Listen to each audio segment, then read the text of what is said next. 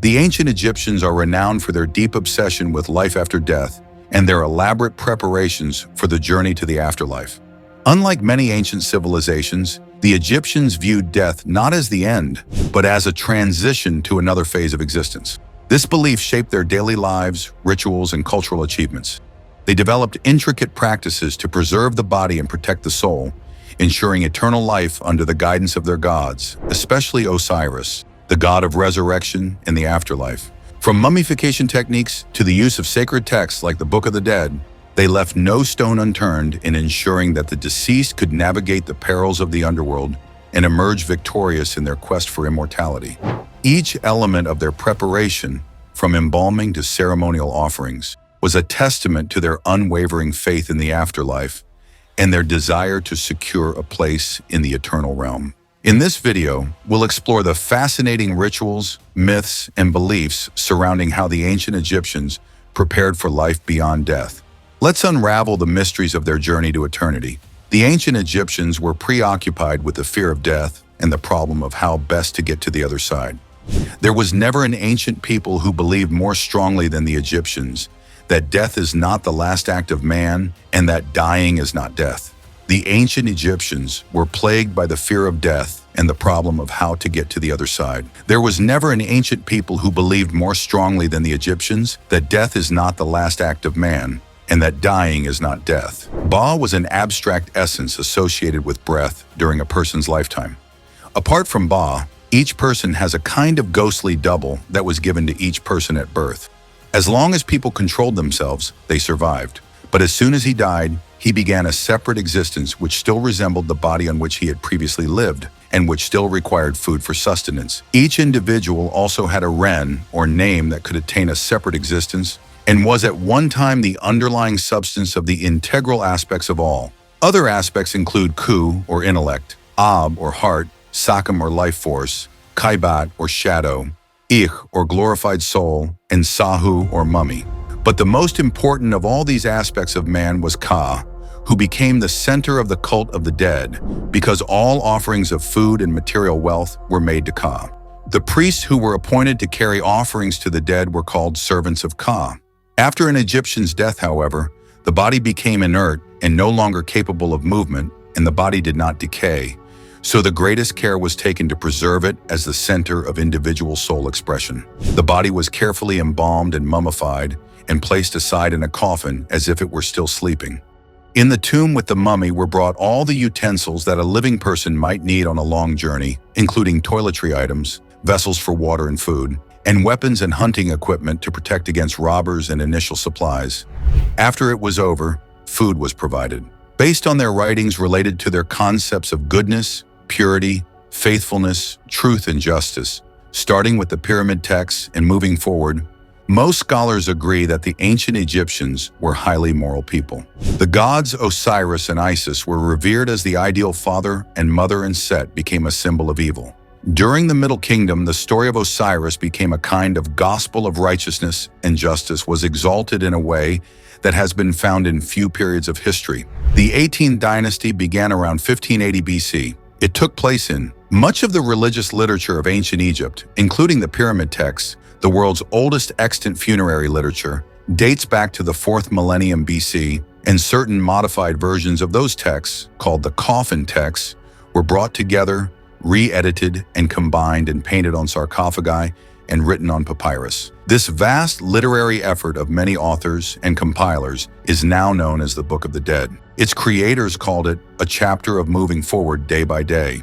Although several known copies of this ancient work exist, no copy contains all of the chapters, which are thought to number around 200. The theme of each chapter is the beatification of the dead, but the chapters are as independent from each other as the Psalms are. Old Testament.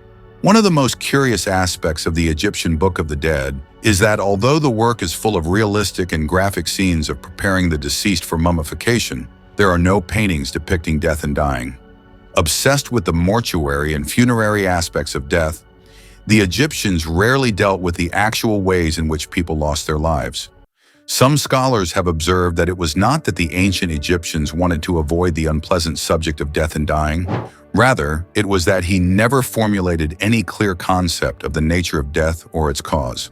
By the time the text of the Book of the Dead was being copied onto rolls of papyrus and placed in the tombs of the dead, a great social and religious revolution had already taken place.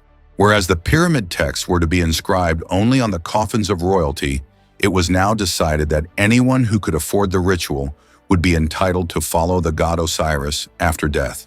The cult of Osiris was now expanded so that any deceased human commoner or nobleman of means could become Osiris. The most important ceremony associated with the preparation of the dead was the opening of the eyes, mouth, ears, and nose of the deceased.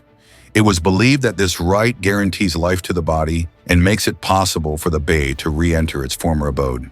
If the budget of the deceased allowed, it was also customary to bring into the tomb several small figures, called ushbatiu, whose duty it was to speak and testify to the character when the buried person stood before Osiris in the 42 divine judges. The Book of the Dead also contains some sacred spells designed to free Ka from the grave and allow him to be reincarnated. The soul may experience existence as a falcon, a heron, or a plant such as a lotus or lily, moving through various manifestations of the life force, until after about 3,000 years, it once again takes the form of a human being. I cannot take rebirth. The Egyptians called Osiris the god of lords, king of kings, and god of gods. Scholar E.A.W. According to Budge, Osiris was a god-man who suffered and died, and rose again, and reigned for all eternity in heaven.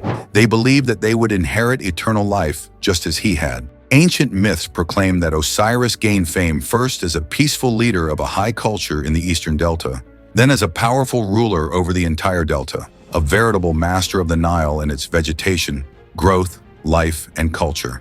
As a deity, he was the husband of Isis, the goddess of magic and sorcery, the father of the great war god Horus, and ultimately the conqueror of northern Upper Egypt with its principal city, Abydos. Then he had a dispute with Set, who killed him and cut him into pieces. The black mist of death did not destroy Osiris. In fact, quite the contrary, for Isis, the incarnation of the divine mother goddess, used her magic to bring her back together. Osiris rose from the dead and became the god of resurrection for all his followers. The cult of Osiris was established at Abydos, where he became known as the god of death, or Lord of the West, referring to his mastery over all those who traveled west at the sunset of death. The theology of Osiris, which promised resurrection, soon came to dominate the theology of the sun god Ra, and became the dominant feature of all Egyptian religion. Ra was originally a creator god, a solar king by nature, whose theology was concerned with the world, its origin, creation, and the laws governing it. Osiris and his doctrines were concerned with the problems of life, death, resurrection, and the afterlife. The link between the two gods was Horus, who was the sky god of heaven, and also the dutiful son and successor of Osiris. The general influence of Re and Osiris can be traced from the time of the pyramid texts to the fall of Egyptian religious history. The cosmology of Osiris can be divided into two periods. The former extended to the time of the pyramid texts, during which he was a peaceful political power, administrator of high culture, unifying factor in bringing the Delta in northern Upper Egypt into one region, ideal husband and father, and beyond. His death is the god of resurrection. The second period extends from the time of the pyramid texts to the Common Era, when he was primarily the god of the dead and king of the underworld. When an ancient Egyptian died, the deceased was expected to appear before Osiris, who would sit on his throne and wait to pass judgment on him.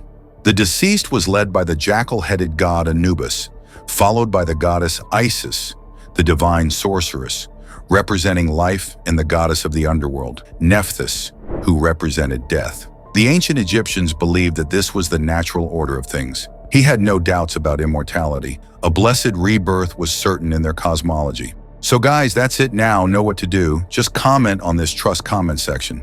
If you like the video, then press like button. And for more such videos, subscribe our YouTube channel and press the bell icon. See you soon with a brand new video. Till then, bye-bye.